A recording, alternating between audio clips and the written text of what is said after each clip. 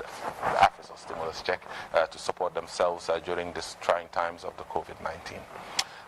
Jaha, thank you for being here on the show, and we'll go right into it to talk about loads of issues concerning women and girls. But first of all, who was Jaha before she left the shores of this country at the age of 15? So I was born in Gambisara, which is in URR, and I come from a very conservative Sarahule family. I had very happy childhood. I went to school here in the Gambia. In primary school, I attended Bakote, and then in middle school, I went to Ndaus, where I joined Lendehan Society as well. And I think as someone that grew up in this country with both of my parents, my memories, we had a normal childhood.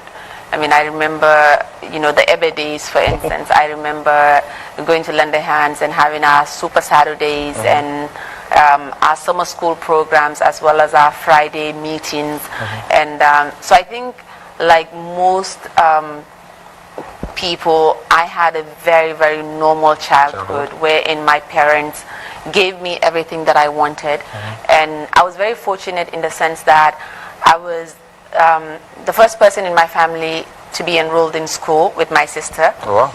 And before that, none of my brothers or sisters before me went to school.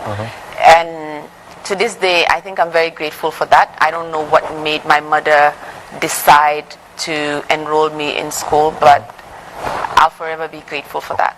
That's wonderful. And that looks like a very happy childhood. Yeah. But reading through your biography and stuff that you've done says that you left the Gambia at the age of 15. Most young people at the age of 15 should be going to school. Exactly. Or probably on the brink of graduating from high school. How or what led to you leaving at a very early stage? Did you go to school, or what happened? Why did you leave? So, like I said, I was in middle school when my mother was diagnosed with breast cancer around the age of 13. And she had to go through chemo in the UK. Okay. So I traveled with her to the UK. I think I was in grade 8. And my mother passed away when I was around 14. And I was very stubborn as a kid, to be quite honest. I was always in trouble at school, and I was always organizing something. If we had a hunting in school, I was part of the people that organized it. If whatever problems we had at Ndaus, my name was already... Yeah, Mangsi Digabi, exactly. My one, come Numa Bokalon school, I think Solen Laje, one thing that everyone remembers about me, Moine Dama Sobon Torab. So I think Busmaya Gan, I think my dad, and at the time I would say even my stepmothers, I think they were worried about who could take care of me. But by then, I was already promised to get married to someone in the U.S. Okay. So my marriage was arranged around the time that I was 8. So all through my life, I knew that I had a husband in New York. So when you were 8, you already knew there was somebody waiting for you? So all the while,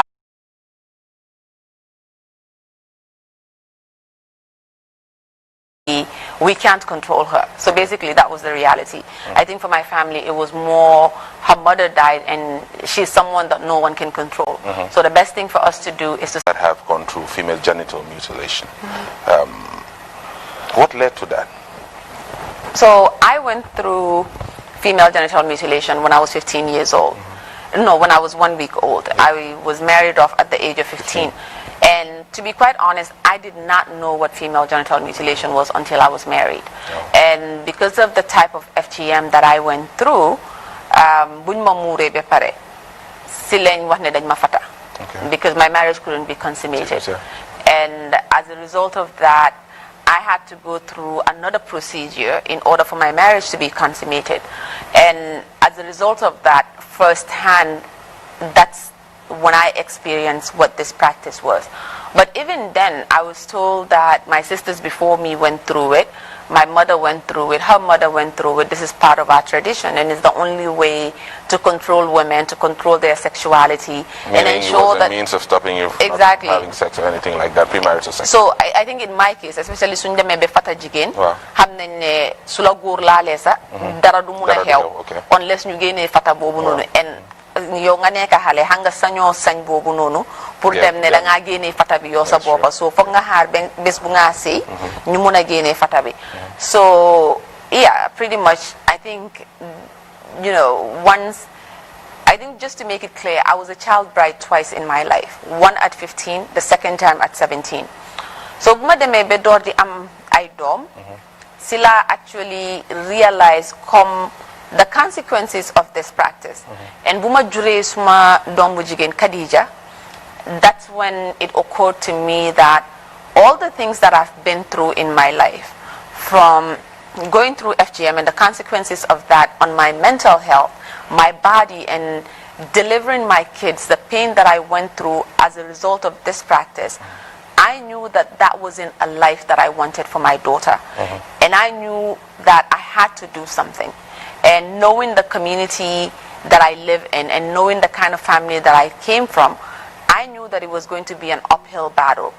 But unless I spoke out, unless I did something, Khadija was going to face the same life that I faced. And to me, it was important that I did something to stop that. And the only way I knew how was by speaking my truth and raising my voice.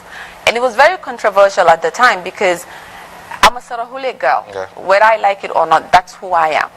And as you know, Sarahules are not the kind of people that are out there, even in Gambian culture. Yeah, Everyone knows us for who we are.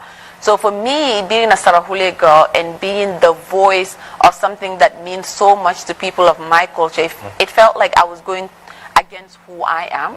I was going against my own family. I was going against everything I was raised to be. And it was very difficult. But it was either going along with it or making sure that it doesn't happen to my daughter. And then I realized that, you know, Khadija is just one girl. Every single day, 6,000 girls are subjected to female genital mutilation. Every year, 3 million girls go through FGM. Globally, there are 200 million women who have been subjected to FGM, and 800 million girls have been forced to get married against their will. So to me, it was no longer just about Khadija. Yeah. It was about those hundreds of millions of girls that wish that they had a voice but didn't. And at the time, I never knew that my voice will go on to make an impact. I never knew that the world will get to recognize. I mean, you have to think about it, being not only Gambia, the smallest country in mainland Africa, but I'm a girl from Gambisara. That's behind Basse. Yeah, I know. So it's like, this was not planned. This was not expected. And yeah. Yeah, so how did it kick off? Because, like, you look at it, you have millions of people in America. Yeah. And millions of people go through different issues. Exactly. And most of the time, it falls on deaf ears. Yeah. So, how did Little Jah find her voice and amplified it to a level where you even had to meet the president, like a few privileged Gambians had to meet Barack Obama. Yeah. Like, to reach that level. Where did it start from? How did it happen? So initially, when I started talking about FGM, there was a woman in the U.S. called Taina Bianame. When I left my first marriage, I met Taina. And when I met Taina, she became my mentor. And I think she worked in human rights and basically women's rights. And now that we are discussing this, I think unconsciously, everything I learned came from her. Because I remember when I used to go to her office, she would give me the phone and make me call various supporters, asking them for various things. And whenever she went to protest an issue at City Hall, she would take me with her and I would hold the placards. And over the years, she was there for me. She mentored me, she guided me. And before that, whenever FGM came up in the US, she would call me and ask me to participate. Oh, wow. But I did it anonymously because I didn't want my family to know. Find out, okay. Because at that time, I knew the shame I would bring upon my family if I went public with either my story or anything that was against our family values. So I think I did that for about 4 years until around 2013, when Taina told me that it was important that women like me came out, because the campaign against FGM for decades has been controlled by Western people telling us that Africans are backwards and our culture is wrong, but people that have the lived experience haven't come out and actually shared their truth. So I think that was the first step of me coming out, and then I started blogging about it. When I started blogging about it, and then around between 2013 and 2014, at the time I think it was Balafong. There was a FGM conversation on Balafong that we all participated in, and then I shared my story there, and then we had people like Sanasar that were very, very supportive at the time, and people like Jama Jack and all of those people. When I came out with my story, I realized that, okay, maybe a lot of people would insult me, but I also had a support system. So before you proceed, before you did that, did you inform your family, or it was just an impromptu? It was just something that I saw on Balafong. Okay. And the way men were commenting, especially being pro-FGM and talking on our behalf, not knowing what we went through. So when I saw that, to me it was like, you have no idea what this is, and you're just saying what you want, but you're not a woman, one. Two, you have not gone through this practice, and you cannot speak for someone unless you have walked in my shoes. So when I did that, and I realized I'm not alone. The way I feel about this issue, there's a lot of people, even though at the time there were more people that were pro-FGM, but there were also Gambians who were against the practice. And you know, they supported me at that time, and they helped me find my own voice. They helped me believe in myself and know that I can do this. And through conversations with them, and even Saif Matijau as well, that's where Safe Hands for Girls started. But even before we started Safe Hands for Girls, I started a petition on change.org.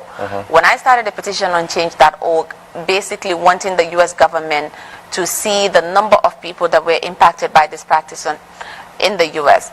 And for some weird reason, Ronald, I honestly can't tell you how, the media picked up on my story, from the New York Times to CNN to BBC to Al Jazeera to The Guardian.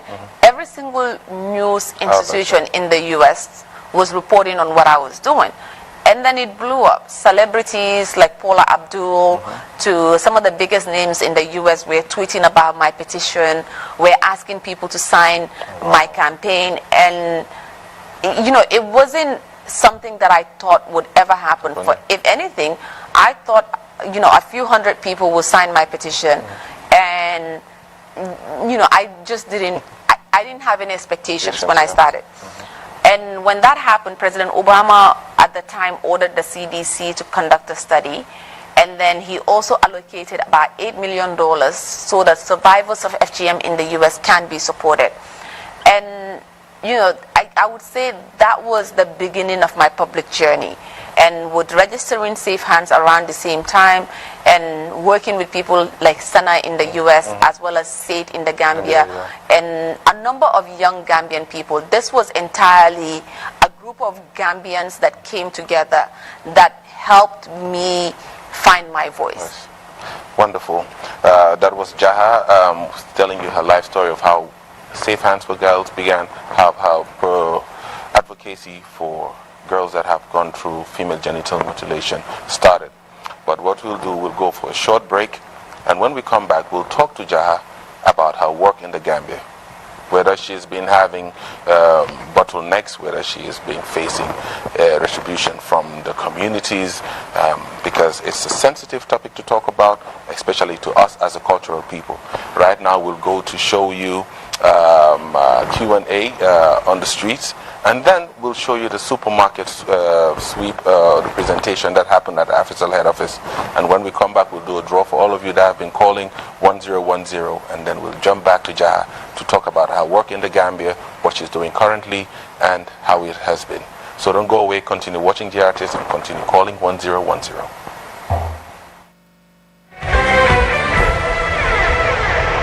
Back again, and it's the Q&A section called the QRT, Quick Reaction Thinking. We have a young lady here, and she has to answer the questions in 2 seconds, and if she has it right, she wins herself $100 as credit for every question answered right. Nanga def? Jama rek. Nanga tuda? Binta. Binta léegi dam la laaj ci ay question donc you fat. Every question 2 seconds every question bo answer $100 credit, yeah? Pare nga? Okay. First question. Name 3 fruits. Any 3 fruits. Pom. Mango. Banana. Okay, am nga $100. Pom mooy apple. Okay. National anthem Gambia bi. Woyal 4 stanza bi ñu seen amun nga ko. For the Gambia our home la. No, dang ko wi. For the Gambia our home la. We stand and work and pray. That on me live in unity. Okay, well, I'm got $200 credit. Ne la ko yone deng.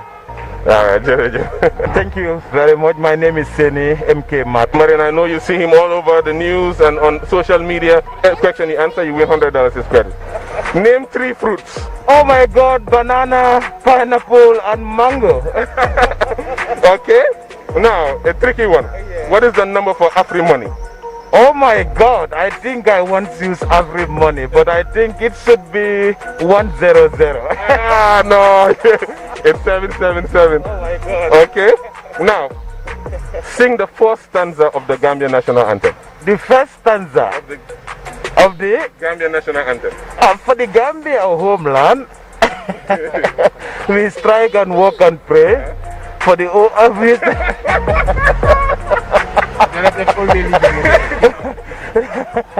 Oh my God, please. Okay. In what region will you find is Farafenni located? North Bank region. Okay. And finally, an easy one. Who is the Minister of Tourism? Oh my God, the famous Ahmad NK Ba. All right, you've won yourself $500 in credit and we'll transfer it to you right now. Okay, thank you. Right. Thank you. Lan mooy meaning UN? United Nations. $100 mooy foofu noonu. Number 2, on what street can you find the AfriCell head office? One street la nekk? Kara Avenue. $200. Okay, third question. Name 3 fruits. Banana, apple, and kiwi. Okay. Kiwi. Cool. I'm not very sure, but it's okay. $300. What is the number for Afri money? After money, no, I use the app. Yeah, bana, but when you like next question, sing the first stanza of the Gambia national anthem. For the Gambia, our homeland, we strike and work and pray. Okay, finally, who is the Minister of Tourism? Hamad Ba. Yeah, Hamad Ba, Honorable Hamad Ba. All right. So answer 1, 2, 3, 4. I'm going $400. Congratulations.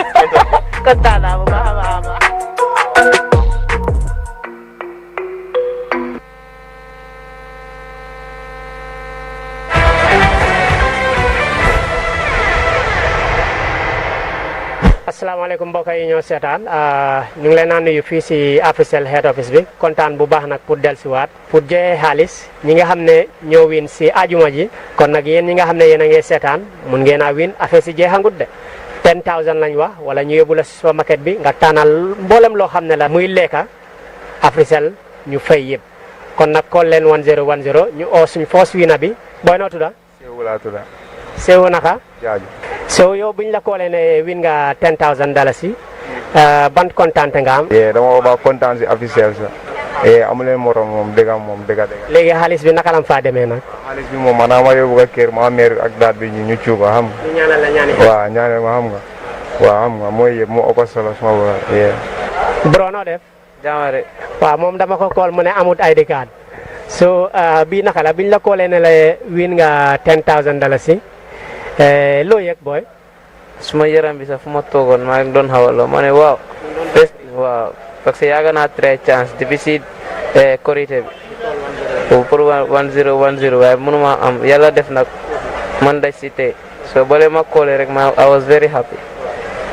yaa ngi dem school. waaw pare naa sax. pare nga graduate nga bi pare. waaw 10,000 bi xam naa ne mun naa laa defaral lu bari loo see def. 10,000 bi mun na aussi demee comme collège bi wala université bi nii sax mun naa si faire son bopp waaw. loo am pour wax ñi nga xam ne ñoo laa seetaan parce que ñeneen dañ dee foog ne officiel dañoo naxaate loo am pour wax nit yi ñi laa seetaan. officiel kay nekkuñ di nax nit yi soo traité chance rek mën ngaa win yàlla baax na loolu mën naa suma gars yi ñu may nekkal seetaan si télé bi. moo koy ñoo seetaan jërë ngeen jëf lii lan leen amaloon tey fii si présentation bi yéen ñi nga xam ne yéen a ngi seetaan seen wóor sax xëj na si because 10,000 moom dina mën a faj soxla yu bëri dégg nga ko comme gars yi niñ ko waxee waaye call leen 1010 pour ngeen mën a bokk si ñu ñëw pour ñu ñëw jël si 10,000 bi wala ñu yóbbu leen si supermarket bi su ko defee ngeen mën a am si li nga xam ne lekka bi fi nga xam ne soo ko jëlee officiel ñoom ñooy fay yëpp mu nekk lu am solo kon nag ma bàyyi leen gars yi si studio bi jërë ngeen jëf.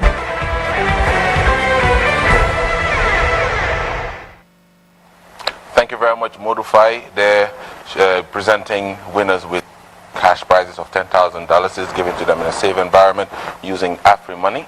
Remember, call 1010 if you want to be a winner on the show. It's as simple as ABC, and you might win the supermarket sweep, where we'll take you to the supermarket and you can shop as much as you want and take home to your family and friends. But right now, we know we have a lot of people that have been calling and sending their SMSs to 1010, and they've been waiting to find out whether they'll be the winner on the show. So what we'll do right now, we'll just synchronize the screen with the phone and start the draw. So in 7654321 and start. Okay, the numbers are rolling on the screen right now. These are numbers of all of you that have been calling and sending your SMSs to 1010. The more you send, remember, the more your chances of winning. And stop.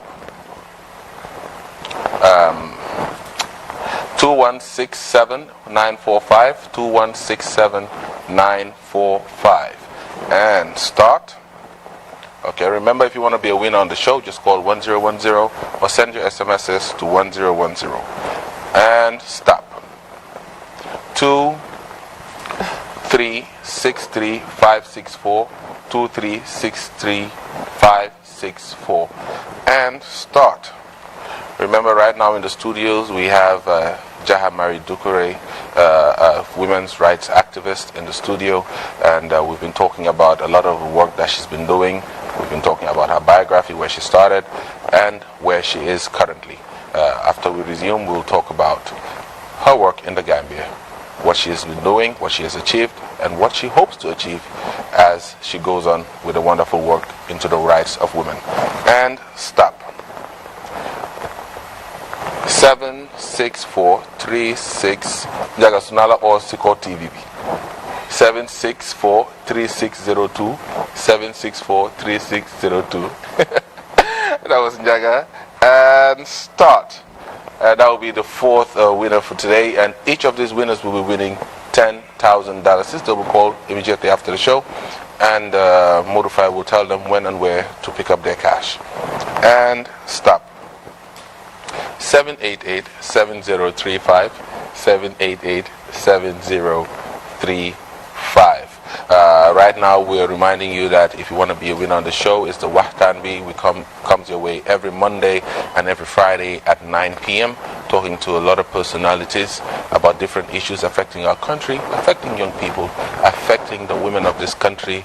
We can do better, we can do more. Gambia is our country, and it's very important that we have such views from different personalities looking at their work. And today we have Jaha Dukure. She's a very, very prominent Gambian. She's been over the world. She's been nominated and selected, and she's one of the 100 most influential people in the world. And it's just an amazing thing to see, especially as a Gambian coming from a country that's, 2 million people? You know, so it's a very beautiful thing and a beautiful feeling. So let's find out who's going to win the supermarket sweep. He or she will be taken to the supermarket to shop for at least a minute and shop as much as you want. So in 7654321 and start. Okay, and numbers are rolling right now on the screen. And stop. 7654632, 7654632. Ndeysaan tuuti ma focus my number papa nak. Why? Unfortunately, it's not him. But remember, call 1010 and continue sending your SMSs to 1010 if you're just joining us. You're watching Watanbi with Jaha Mary Dukure. Welcome back, Jaha. Thank you. Jaha, you started your work, you got recognition in the US, and then eventually you came back home. What was coming home like? I mean, To me, especially when you start doing work, the kind of work that I do, you never go into that kind of work expecting that you're going to be recognized or celebrated as much as I did. And you end up getting some kind of imposter syndrome, wherein you're wondering if you deserve it and why are you being celebrated for something that you truly believe in. And as a result of that, I don't think I was ever at ease living in the US, especially once I became a personality out of something that I went through. And I wanted to be connected to the work that I do, because it was one thing coming to the Gambia for a week or 2 weeks, doing events and conferences, and then going back and living here, understanding the reality of what women are going through and being part of that reality. To me, that was important. And I also wanted my children to have the same upbringing that I did. And so as a result of that and the desire to be closer to my work, I decided to move back to the Gambia. And I think it has been the best decision that I've ever made in my life. Okay, coming home. Now, mind you, you're coming home to meet your family. Yes. You're coming home to meet a culture that you left behind. Yes. A culture that is still celebrating FGM and firmly believe that it is the right way. It's a passage of life for a young girl. She has to do it. They believe like it kind of contributes towards your upbringing and makes you who you are. Yeah. How did that feel? How did you overcome such, I won't call it retribution, but such bottleneck by coming back home? I think it's what I always say. I mean, a lot of people look at my work as Jaha, but I don't do any of what I do alone. I have the most amazing team behind me. My team at Safe Hands for Girls, starting with Said Mati Jau, to Mam Lisa Kamara, to people like Davis, to our entire, even our drivers and our cleaners. When I have a bad day, or when I'm insulted online, I think I got to a point wherein I'm used to it. But that team is always there for me, so it's not always me carrying the load. And that makes it a lot easier, because if it was, you know, Jaha is out there and then everything is me, but no. Our team is, we're family. I don't even think we're just a team that's together because we have the same values or we believe in the same thing. But yes, it has been a challenge, especially when you feel that you're misunderstood in the one place that you love the most, in the single place where you call home, where you want to be accepted. And then when you come here, every single time you're reminded that you're not accepted because of your beliefs, I think is the hardest thing for anyone to live with. But you also realize that at the end of the day, for every single person that has stood up and went against the normal thing that people believed in, you're going to be ostracized, you're going to be called name, you're going to be misunderstood, you're going to be judged. But at the end of the day, eventually people catch on, and I think that's where we are in the Gambia right now. Wherein when we initially started, it was very difficult, to the point where, and I remember when Lisa and the team were doing the initial mapping and they were in villages, they threw them out, they insulted them, they even told them that they are going to hell. To where now we go back into some of those communities, and those same people, we sit with them, we have lunch with them, we have dinner with them, we share their homes, we share their meals. So I think it's a process of change. You know, sometimes it's hurtful, but if you want to change something, you need to accept that this was your choosing. I chose this life at the end of the day, and I can't be mad because of the way people treat me or what they say about me. I made a choice that I wanted to fight this fight, and everything that comes my way is because of the choice that I made. Well, that's just final. Before we move to Keba and friends, could you go back to Gambisara? Oh yes, I do go back to Gambisara. I'm a village girl. I love, even my son spent the summer there, like that nawet. Suma dombi dama ko yobu Gambisara pour mu dem nawete fa. And and even during the corona, when the corona hit, and I did a relief package with my team wherein we provided food aid and cash. Yeah. The first place I went back to is Gambisara. But how was it like going back there for the first time after you I blew came up? back from the U.S. Surprisingly, it was amazing. It wasn't what I expected because I thought, everyone knows who I am. They've heard about the work that I do. I thought I would go there and people would be mad. But surprisingly, the first time I went back to Gambisara, they came out with our cultural drums. Oh, wow. So they called them Junjungu. So the whole village came out to celebrate me. The school children came out singing our national anthem. And it was the most amazing feeling. And quite honestly, I was nervous, I was scared. But when I went back to Gambisara and the way my people accepted me is a feeling that I can live off of. Wonderful. Right now we'll go on to Mr. Keba and Taylor and Friends Band. I love this song. It's Miniamba. It's traditional. It's beautiful. And we'll just have Keba. We know him for playing the bass guitar, but today he'll be playing the strings, and we'll find out what he'll do, or whether he'll do justice to Miniamba. Keba, Taylor and Friends Band.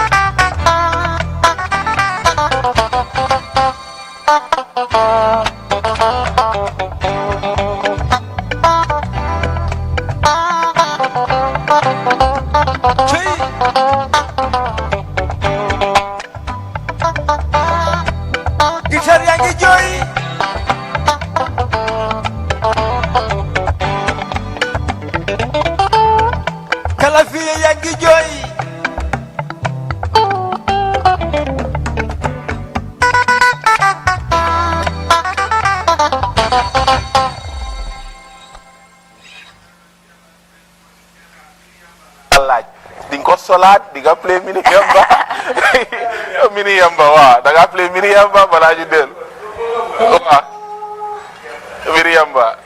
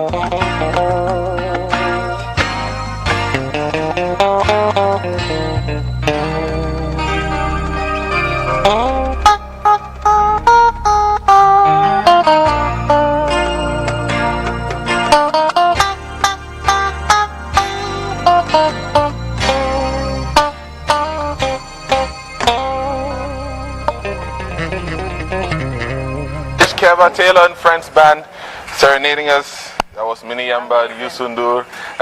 Beautiful, beautiful songs. And if you're just joining us, you're watching Watanbi right here at GRTS.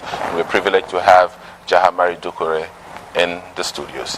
Jaha, coming back home, doing the work of FGM, you've gone through a lot, but you've achieved a lot.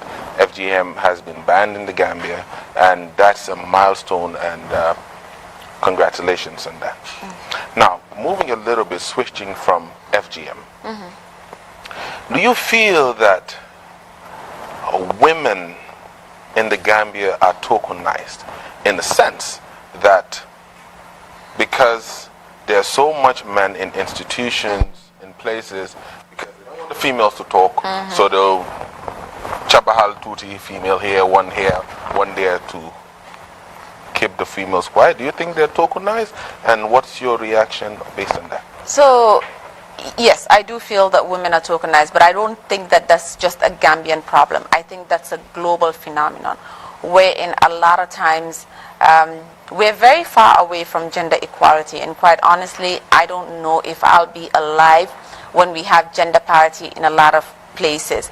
And a lot of times, even in panels, when I'm invited in conferences, or when I'm invited to join boards or at high-level places, and sometimes I'm the only black woman in the room, and sometimes I'm the only woman in the room, and I feel that the only reason why I'm there is not because of maybe what they think I can bring to the table, but someone just wants to check a box to say that we have a black person here or we have a woman here. And that is a part. And you look at Gambia, for instance. Gambia is not any different. Even looking at our government, for instance, we have, I believe, Fatou Kinte, who is the Women's Affairs Minister, and then we also have our Vice President, Dr. Aïssatou Touré, and if I am correct, those are the two women. And the Minister of Education. And the Minister of Education, thank you. So those are the three ministers that we have in cabinet, and agriculture, thank you. See, so we have four. But basically, it shouldn't be about that, because when you look at cabinet, especially handling all of government's issue, 50% of our population is actually women. And the decisions that are being made about our lives, about our bodies, about policies, and all of these things, it should be more than that. But it shouldn't also be that just because we need to meet a certain quota, we need to ensure that we have women that are qualified, women that fit that particular job that they are being given. Because what happens is, if you're just trying to check a box by putting a woman there, and that woman doesn't know how to do the job, you're not doing women favors. You're just trying to, I guess, pat yourself in the back. So yes, that is a problem that we have. How do you think, like some people like you that are out there supporting women's rights, the work that women do, can encourage girls and women to take up leadership positions? Because most of the time, I think it's a, I don't want to call it a female thing, but most of the time, is it cultural or just no lamel? I don't think per se it's cultural. I think the problem is when a woman becomes too powerful, you become a threat in our society. Like, for instance, if someone like me was to ever be interested in taking up any leadership position here in the Gambia, or even joining politics, I would never join politics, but just giving you an example. So if someone like me was interested in something like that, the first thing they would say is she's unmarried, and they'll call me all kinds of, like, I see online people calling me a lesbian, and I don't even know where that came from. So to me, it's like, yeah, so it's just the things that you hear. And as a result of that, someone like me can say that, you know what, I don't want to be put in a position wherein, you know, I'll get insulted, I'll get called name, my family would be insulted, my kids are getting older. Is it worth that for me to be in a public, like, I want to serve my people. I think every Gambian that loves this country hopes to have an opportunity where they get to serve their people. But a lot of times when a man is put there, he doesn't receive the same feedback as women. And every time a woman steps out to do something in this country, it's the name calling and the things. And that also, but I think we should be at a point where, and yes, some of these things might not be for someone like me, but to the women and the young girls that are interested in it, it's our right to serve. It's our right to have these positions. So right now, as an activist, what are you doing, or what are you driving at to change the perception, especially of men, that feel that certain positions are only meant for men and not for women? And how are you going to encourage girls to step up and take up those positions? So I don't think we need, like personally, I don't think we need men to approve us taking up those positions. I think we need to start demanding it, and we need to start showing them how to do it. am na si yenn place dañ la wax ne jigéen warut exemple jigéen waruñ koo dégga waaye dañoo wane exemple boobu noonu because xam nga lu tax foog ñu gis ne jigéen mun na ko te su ko defee xëy na dina ko gën a def góor pour ñu mun a gis ne loo xamante ne la mun naa am. For example, let's say président ñu bari dañ dee wax ne jigéen mënut a jiite réew but luy seen justification boobu noonu pour wane ne jigéen mënut a jiite réew. We've never had a female president. We've had 3 male presidents and quite honestly I don't think they've done well. So lu tax duñ jox jigéen opportunity pour seet bi te da ngaa seetlu dara tamit about jigéen lu ñu war a understand mooy jigéen dafa am yërmande. Jigéen kër boo dem jigéen moo amee xale yi. Imagine la yërmande boobu noonu jigéen am si famille witness la non man sa loolu wax mus nañ ma ko because man jooykat la man lu ndaw su ma kontaanee damaa jooy su ma meree damaa jooy and I remember am na jigéen bu ma musa wax ne mu ne ma dama war a wàññi jooy because loolu soo nekkee leader dañoo gisee loolu as weakness but man giseewu ma ko weakness because hangaluta loolu the vulnerability that I have to easily cry is what makes me relatable to people and human suffering because xam naa métti Barack cries a lot of times. Barack Obama. Exactly. Yeah. So, pour understand métit bu doomi aadama dee dunda pour understand leneen yërmande boobu noonu nekk sa xol mooy tax nga mun leen a dimbale te moo laa teree def yéenay whereas proving ne you are macho and then stealing from your people being corrupt and necessarily for a poor country like the Gambia for instance Lolo, I don't think that's what leadership should be about. And I think the same way men can lead, women should have the same opportunity. Let's take New Zealand as an example. Bu coronavirus be hit, all the countries that are being run by men, they didn't know what to do. They all failed, flat on their faces. And one of the single Western countries that is being run by a woman, or the 2 countries that I know of, Germany and New Zealand, they did far better than all of these countries that are being run by men. So that in itself is proof that women can lead, and if not, they lead better. Yes, women should not be tokenized. They should be given, not given opportunities. It should be equal, wherein women can serve in same capacity as men. Unfortunately, time, Munyo. But, yeah, so we'll just hear your last words and quickly, and before we end the show today. It's been a pleasure having you. Ronald, I just want to say that I am very, very grateful that you invited me and gave me the opportunity to share my views and also have this conversation with you. As a Gambian, this is my home, and I love this country more than anything else. And everything I do is, in a nutshell, to continue raising the flag of Gambia. I know that I started, at least my public career as a campaigner on FGM or as an activist, but Jaha as a person is a lot more than that. Currently, I am a consultant for the World Bank. I'm also the L'Oreal spokesperson for their makeup brand, and I'm a trader. I do Forex and all of these amazing things. And I use that to support the work that I do. So a lot of times I feel that Gambians believe that I'm an activist because of the money. There's no money in activism. No, at all. So I think people should understand that. There's zero money in activism. We do this simply because we love our country. We love our people. And yeah. Thank you very much for being on the show, Jaha. Thank you. For all of you watching, we'll be back here on Friday, same station, same time from 9 p.m. to 9:50 p.m. It was a beautiful conversation with Jahamari Dukure, an activist, a women's activist, a businesswoman, and a mother to beautiful kids. Till we come your way again, continue calling and sending your SMSs to 1010. My name is Ronald Senghor, and you are watching Wakambi. Hello, AfriCell people.